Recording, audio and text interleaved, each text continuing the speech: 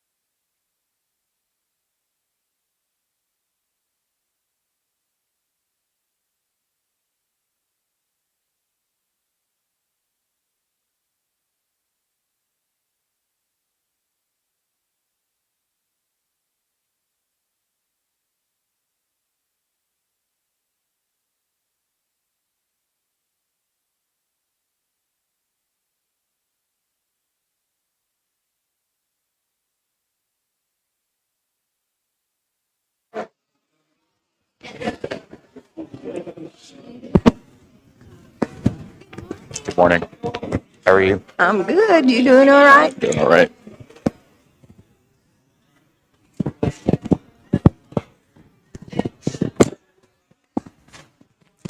We will be making our way to our seats as we begin in a few minutes.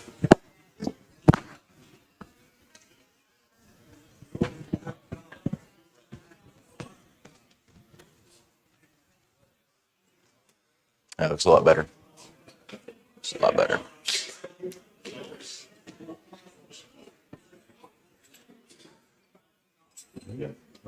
Good morning.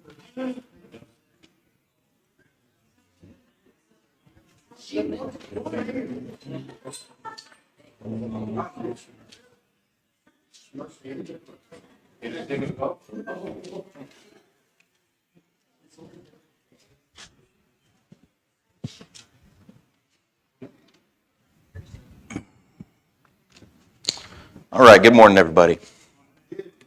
Good to be here this morning. Good to see you. And there's really not a place that I can think of that I'd rather be than right here this morning.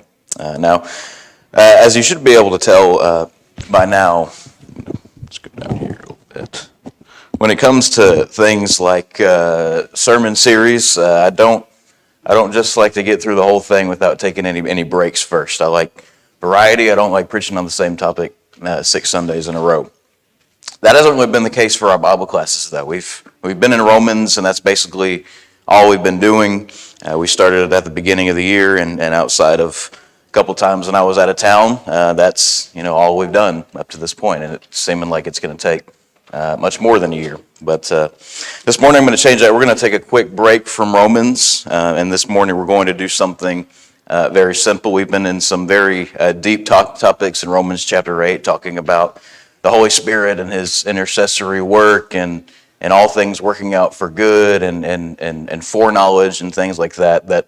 It's good to get down to basics too sometimes. And so this morning we're going to do something not earth-shattering, but we're simply going to look at one of the Psalms. But before we do that, let's begin with a prayer. Our Father and God, we thank you so much for this morning, and we thank you for all the mornings like it. And I ask, Lord, that we will not take days like these for granted, and that we will be uplifted today and serve you and learn more about you and worship you and have fellowship with one another. And we thank you so much for Jesus most of all. It's through him that we have hope this morning, that we can know that one day we will be in your presence. And we thank you so much for your love and your kindness and your mercy and your grace. It's through Jesus I pray. Amen. All right. So like I said, we're going to be studying out one of the Psalms this morning. And luckily, actually, I'm going to ask you to go ahead and turn your Bibles to Numbers chapter 20 before that. We'll get there in just a moment.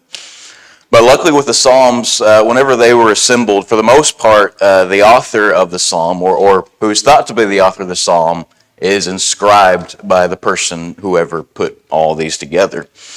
And you think about who we often think about as authors of the Psalms. What names come to mind? All right, David. David's the first one. He's got the bulk of them. What's that? Asaph. Okay, Asaph. Who else?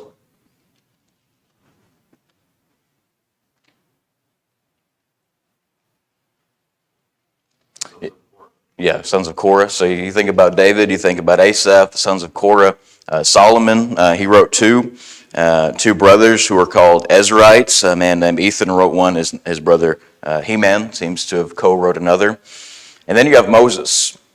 He has one psalm. And the rest of the 50 Psalms are left without an inscribed author, and you can speculate who they might be, but at the end of the day, that doesn't matter.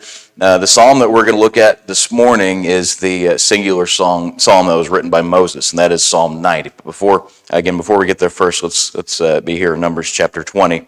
Now, whenever you think about Moses and the different areas that he served in, what comes to your mind there? All right, he smote the rock. That's what we have right here in Numbers 20. Okay, led the Exodus out of Egypt. Okay, the parting of the Red Sea. Yeah, Pharaoh leading all of them out, Mount Sinai. Yeah, I think about Moses the lawgiver. I think about Moses the leader out of Egypt. Moses who led Israel through the wilderness. Moses who spoke directly with God. I don't think we often think about Moses the psalmist. Doesn't sound quite right to me. When we think about Moses as an author, we think about him recording the creation of the world. We think about him writing down the law of God. We don't often think of Moses as being one of the psalmists. Now, again, we're going to get there in a few moments, but I have to wonder if writing that psalm was a source of relief for Moses. He didn't have to deal with the weightier things like God creating everything in Genesis. He didn't have to record every little, jot and tittle and every little detail for every situation like he had to do with the law. When he sits down to write that psalm, all he has to do is just pour out his heart on those pages. He gets to make the writing uniquely himself. This time he's not just recording facts, and that's really what kind of makes the psalm so unique. Just having these men, pour their hearts on these pages out to God. Some of them bringing their misconceptions and worries, and they bring them before God, and the whole time he's inspiring them to do so. Did you have something? I just wanted to bring out the contrast of the Moses that stood before the burning bush and stuttered and said, "No, not me, I can't do that." And then the man that led them to the banks of the Jordan River. Quite a difference in the man. The other thing that's an interesting thing that I think about is that, as far as I know, Moses is the first human being ever to execute on earth. I don't believe there's ever been an example given where God gives the ability to a human to do his works. For instance, when he threw down the staff, that was something no human being could ever do on our own. That was the power of God manifested through a human being. And I think Moses was the first one to do that, at least as far as the recordings in the Bible go. And with that in mind, think of that in his maturity to the end. Right. When he's going to write this song, or this song. And basically, he's lamenting what the future holds for them. Because being in that leadership position, being that ambassador for God, in which he has to stand before those people and say, "You've seen God. You've seen the works of God," to plead on their behalf. Now he comes from that stuttering person that didn't want the job to a lament about the future of what the God's people are going to go through. Yeah. I think it's an interesting contrast. Yeah, it's really cool to see, whenever the Bible follows these characters for a long period of time, it's cool to see their character growth. Abraham, Joseph, Moses, same thing. Yes, sir.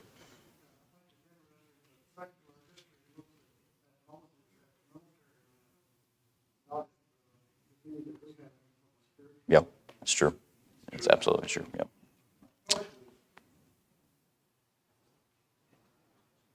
All right. So we don't have Moses the lawgiver, the deliverer, the leader, but we find in Psalm 90 is obviously Moses the psalmist, and we'll get a little background to the psalm, then we'll get into it. Now, according to tradition, which doesn't always mean it's absolutely a fact, but it has its purpose. But according to Jewish tradition, they know what was the occasion for Moses writing the psalm that he did. We're here in Numbers chapter 20, a bit of a lengthy reading. Maybe we could break this up a little bit. I think for the most part, we're probably familiar with the story. If I get someone to read chapter 20, just verses 8 through 13, please.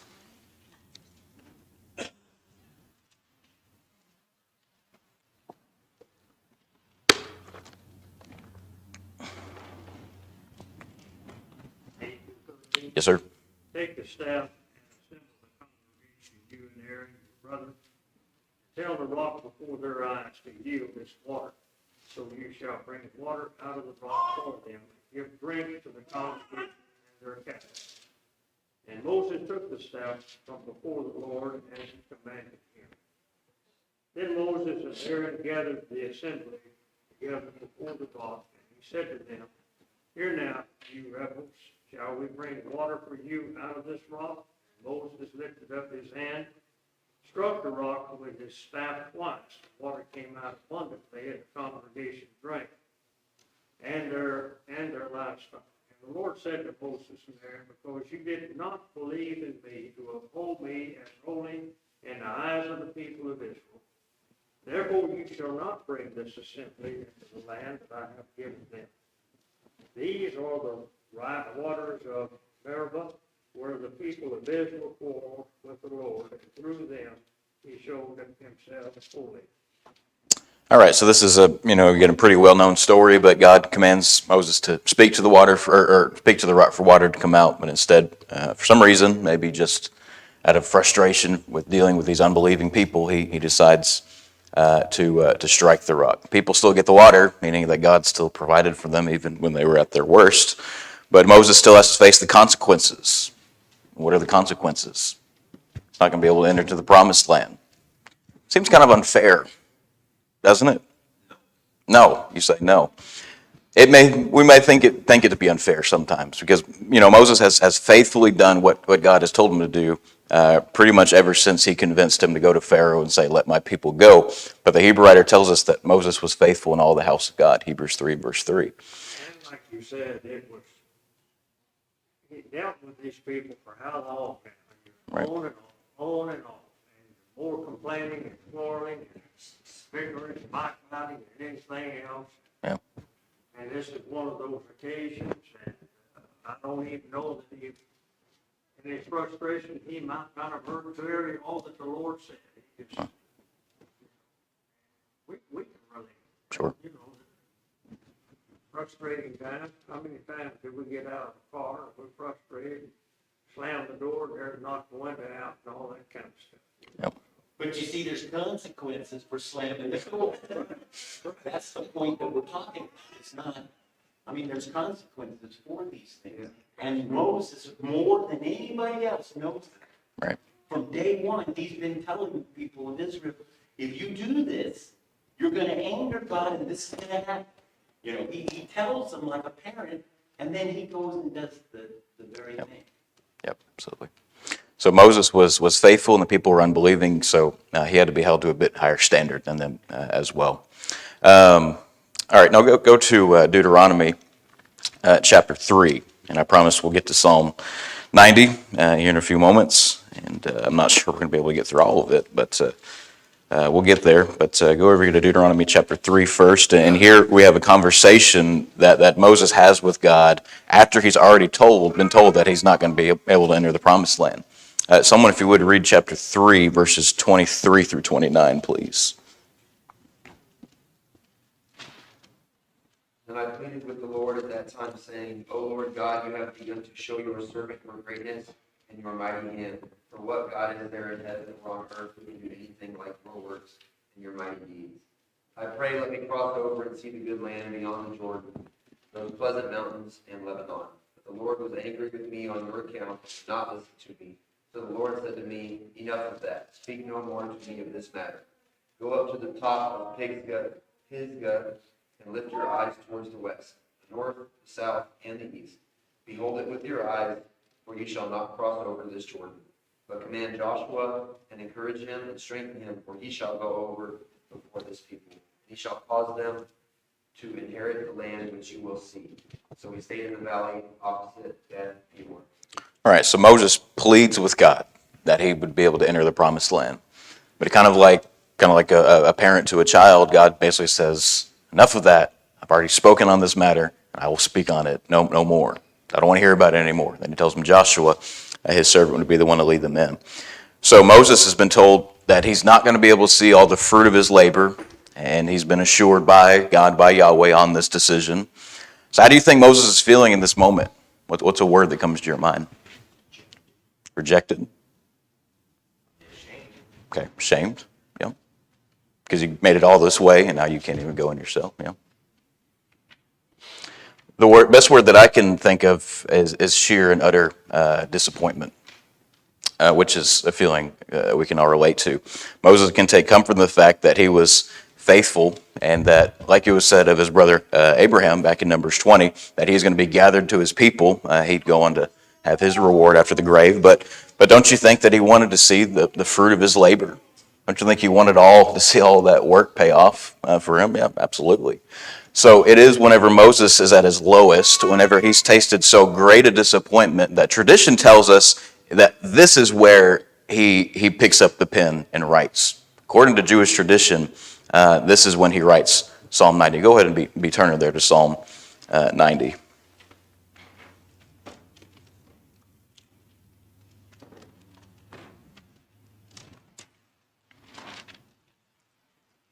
So looking at the first two verses here, just remember the background. Moses is at his all-time low, and he was sure to have expressed this through countless tears, but he still picks up and writes, Lord, you have been our dwelling place in all generations.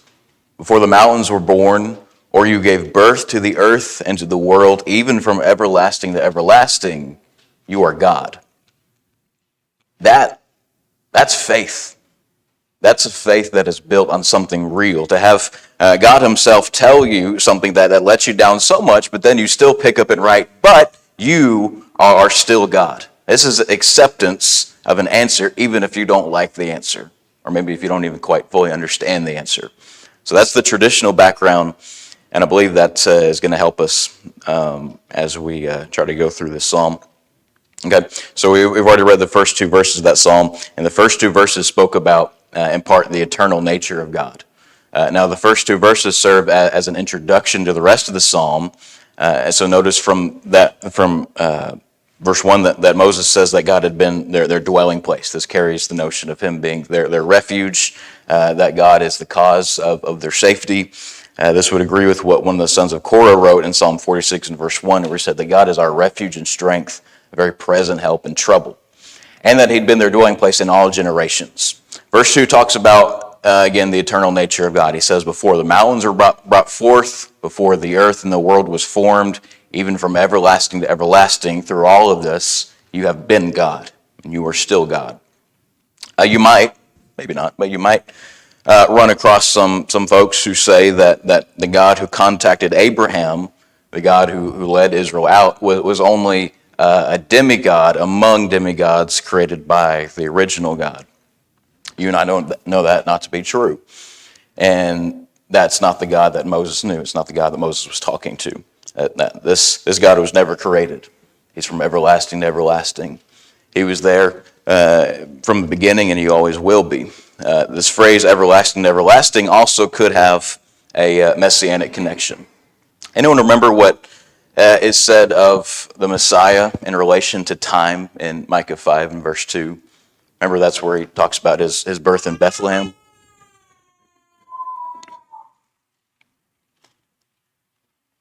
So again, that's where he talks about his birth being in Bethlehem, but it says something else about him as well. New King James says that he is the one whose goings forth are from old, from everlasting. New American Standard. His goings forth are from long ago, from the days of eternity. So while this doesn't specifically mention the Messiah, that connection can be made. Christ, just as eternal as the Father is. But before we get too sidetracked, what is Moses talking about in verse 2? He's talking about time. And time is going to be what I think is the major theme of this psalm. If you have read it already, or if you just know the contents of the psalm, you'll have noticed that. But look out for time in the psalm, specifically the contrast between God and mankind. Now look at verses 3 through 6. If I could get someone to read that, please.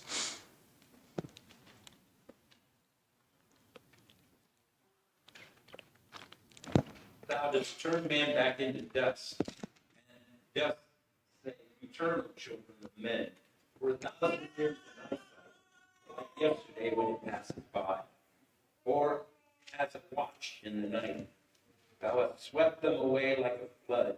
They fall asleep in the morning. They are like grass that springs anew, or sprouts anew. In the morning it flourishes and sprouts anew. Towards evening it fades and withers away. All right, so what is he talking about here? Well, he's talking about God's relationship with time. Notices in verse 3 that to God, 1,000 years are like yesterday. And I think he only says yesterday to mention a day. So he's saying that to God, 1,000 years are as a day. Does that sound familiar at all? 2 Peter 3 and verse 8. But beloved, do not forget this one thing, that with the Lord 1 day is as 1,000 years, and 1,000 years is 1 day. What does that mean? What does that mean? Time's not an issue for him. Okay, he's not bound by time. Yeah, he's outside of time. He's unaffected by time. He created it for us. He didn't create it for himself. And his perspective of time is different. Yeah.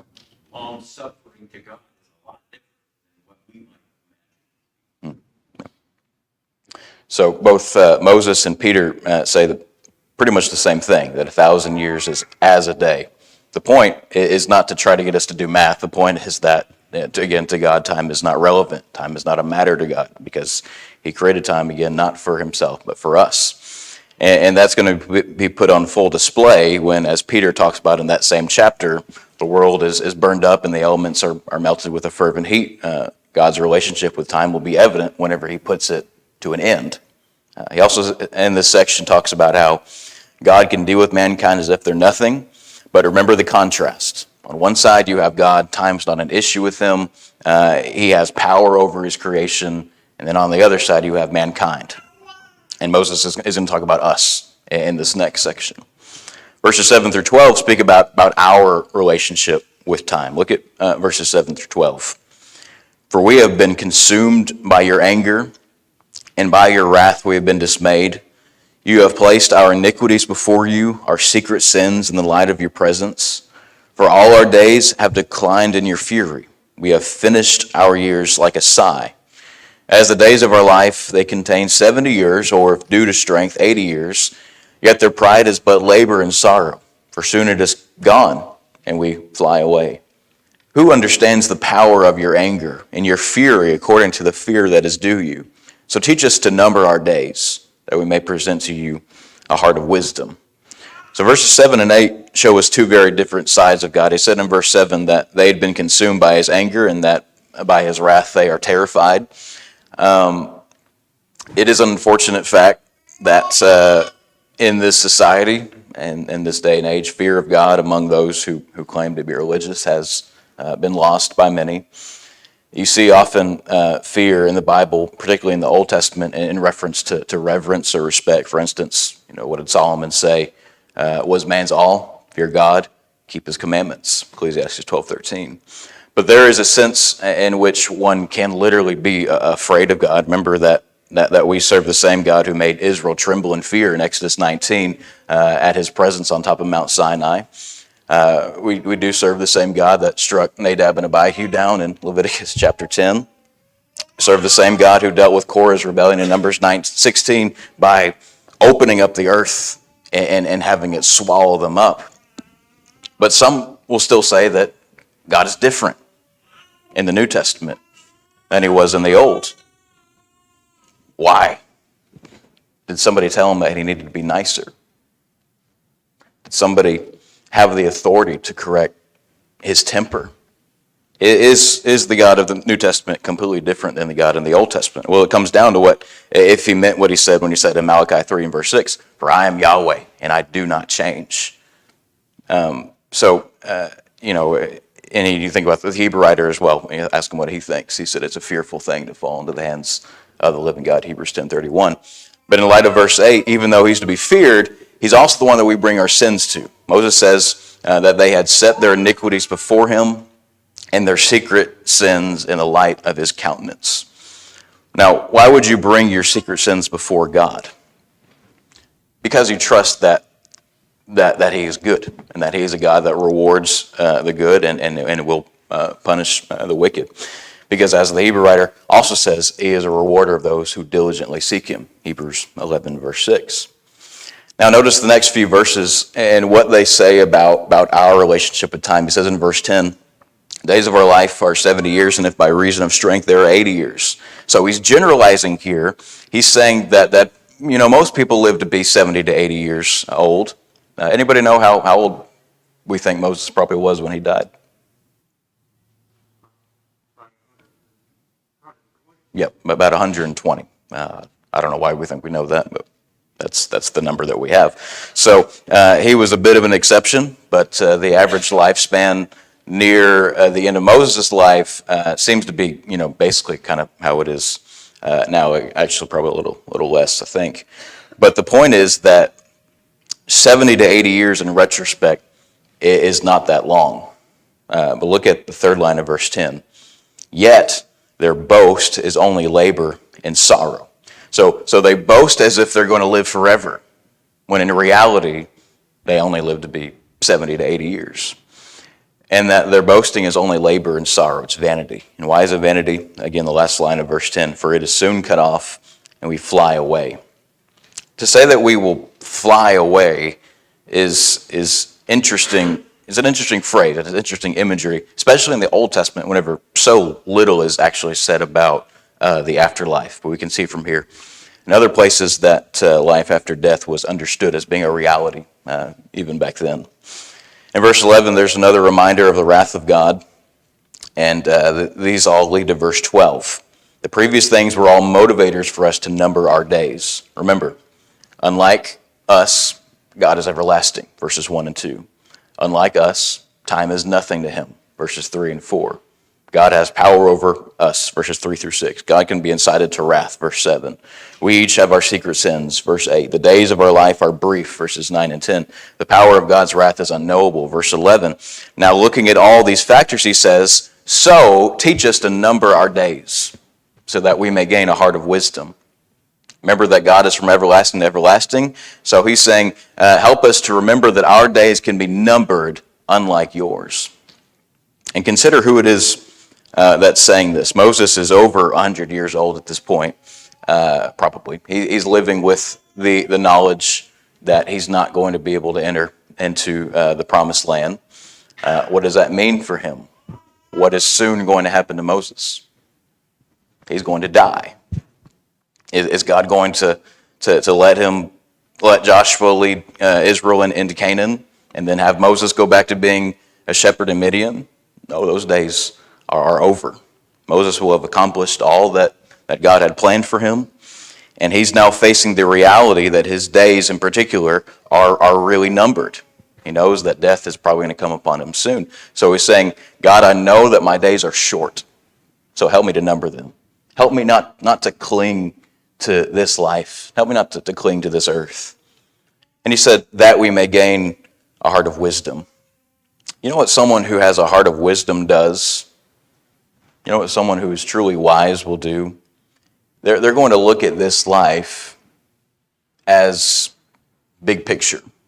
They're going to look at this life in light of eternity. They're going to look at everything that happens in this life with eternity in view. They're not going to get too caught up in what seems to be unfair about the world. They're not going to lose hope just because things don't always go their way, but rather they're going to have the attitude of, I know that life isn't easy, and I know that not everything under the sun is fair, but I also know that my days are numbered, and that whenever it's up, it'll all soon be cut off and I'll fly away.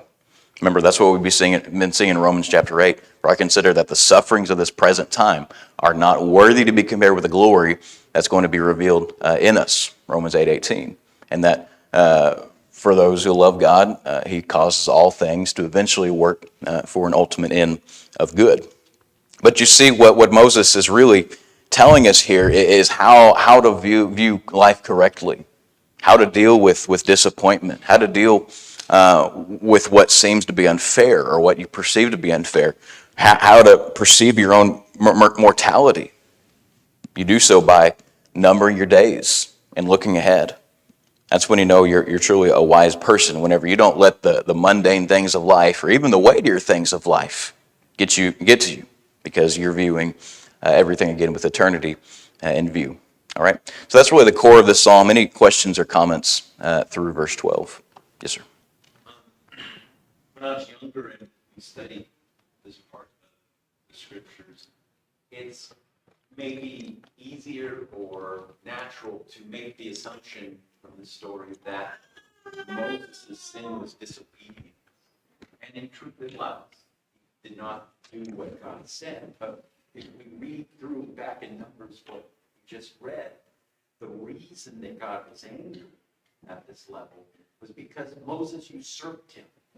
Moses struck the rock. The people saw that water coming up. Now it's all focused on Moses.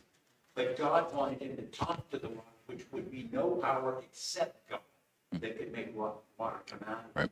So the sin that hurt God the most, that angered him, would seem to be that they did not trust and believe in him, and decided, for whatever reason, we all agree, could have been anger, frustration, but whatever the reason was, Moses usurped God in that situation. I think that is the real story here, is that he took it upon himself to take care of this problem when it wasn't him in the first place. Right. Yeah, I totally agree. You almost wonder if the relationship between Moses and God might have grown to be a bit too casual, where I'm his mouthpiece, he speaks through me, and so he almost Maybe got a little high on himself. he got too comfortable Right. in his relationship. Right. Yeah, absolutely could be. The other thing that's an observation is that when he's talking in Psalms 90, teaches to number our days, when we actually think about the fact that God makes us based on mortality. And the scriptures reinforce that by saying, you don't know what's going to happen to you tomorrow. So don't go around saying, I'm going to do this, I'm going to do that. It keeps you in the mindset of your own mortality. Now, what does that do? Well, it humbles us. Yep. It keeps us humble because it makes us realize how helpless we are and how fine it is that life here can be ended, and all of our plans, all of our hopes and everything else that we may put in this earth, they're treading on a thin little line. Yep. And if we learn, like he just says, to number our days, then every day we wake up, we're realizing that it's by the grace of God that we're still here. And how we deal with our day based on that changes. A person that doesn't think about their mortality, they're just going willy-nilly, as she likes to use, about their day. Not concerned about that kind of priority at all. Whereas he's saying, teach us to do that, because that keeps us. Yeah. We're all we're used to is consciousness and living this life, so much to the point where we forget that it's temporary. And then thinking about that will put things in good perspective. All right. Now, if verses 1 and 2 are the introduction to the psalm, then verses 13 through 17 is the conclusion. I would title verses 13 through 17 as living life with numbered days. If I could get someone to read the rest of that psalm, please, beginning of verse 13.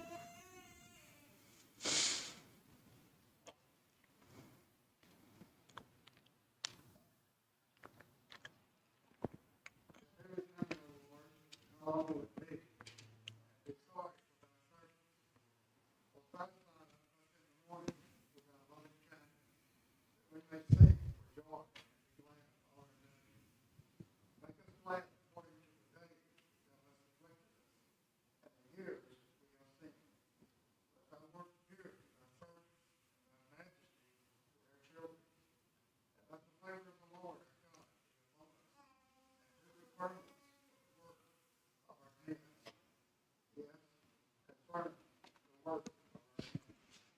right, thank you. So Moses says in verse 13, return, O Lord, or return, O Yahweh. So what's he saying here? Is he asking God to come down and speak with him again? Does he want another chance to plead his case with him? No. Is he prophetically looking ahead and seeing and asking for Christ to have a speedily second coming? Obviously not. This phrase is a common phrase throughout the Psalms and really all the poetic sections, and it's a request for God to come and to reverse the present circumstances. In fact, look back at verse 3, and you see the same kind of phrases used, but this is God speaking to men. It says there, you turn back into dust and say, return, O children of men. So he was asking for men to change from their vain, boastful ways because the time which God is unaffected by is sparse for them. And so Moses here is also asking God to come down and reverse how things are going as well. Well, what circumstances would Moses want reversed? Well, notice that up to this point, most of the psalm has been pretty negative. He has said that God turns man for destruction, verse 3, that he can carry them away like a flood in verse 5, that he can cut them down like their grass in verse 6, that they had been consumed by his anger, verse 7, they had their sins to bring before him, verse 8, that their days had passed away in his wrath, verse 9, that they had boasted in their very few days, verse 10, and that the magnitude of his anger is unknowable in verse 11. So all of these are shown in a somewhat negative light. And now he says, return, O God, return, O Yahweh, and change that. And now that we're looking at life correctly, and now that we're numbering our days, what does he say? We desire your compassion, verse 13. We want to be satisfied with your mercy, verse 14.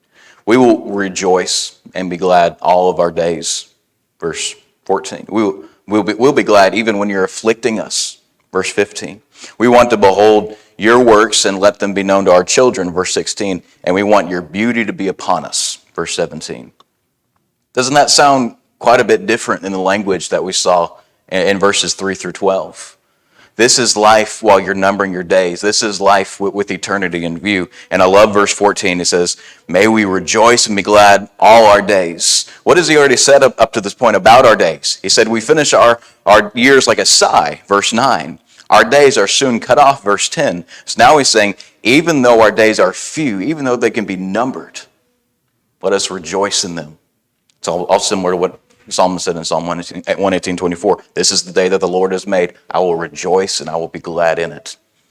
So a life well lived is a life that is lived cognitively aware of our mortality and looks forward to what comes after mortality ends with anticipation. And if we live like that, then the few days that we do have will be filled with joy. Not just happiness, because happiness can elude us quickly, but joy, that even during the difficult times, we can know what God has promised us. So that's Psalm 90, the singing Psalm of Moses. We've made application along the way, but let's end on some as well. First of all, relating to the background, just simply how well do we handle disappointment? How bad does it get to you? If you really think about it, disappointment, and this is kind of a cynical way of looking at life, but disappointment should be expected at any moment. It literally can come at any time. Every waking moment has the potential to let us down.